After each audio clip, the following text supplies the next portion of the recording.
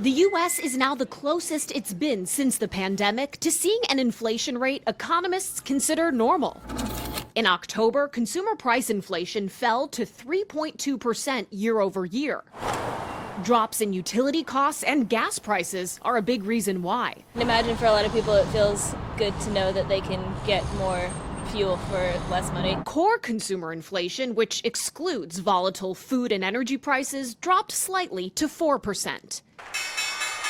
The better-than-expected reading sent stocks soaring Tuesday. Also welcome news at the White House. President Biden says he's still working every day to lower costs, praising a 21-month streak of unemployment below 4%. But recent polling paints a more complicated picture of how everyday Americans feel. A new Financial Times Michigan Ross survey finds 57% of voters say they're having trouble getting by or just meeting expenses.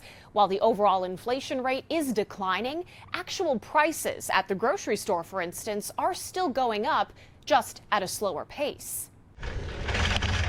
According to the U.S. Department of Agriculture, a moderate monthly grocery budget for a family of four when Biden took office in January 2021 was $929. Now it's $1,099. The president getting low marks on the economy even within his own party. Only 24% of Democrats said they're better off financially than when Biden took office. The issue front and center in the 2024 presidential race. The rich are getting richer and the poor are getting poorer. We have inflation in this country that is choking every American family that wants to try to rise up. With just shy of a year before the election, the president working to convince Americans the strong labor market and his administration's long-term investments in things like infrastructure mean they'll be better off.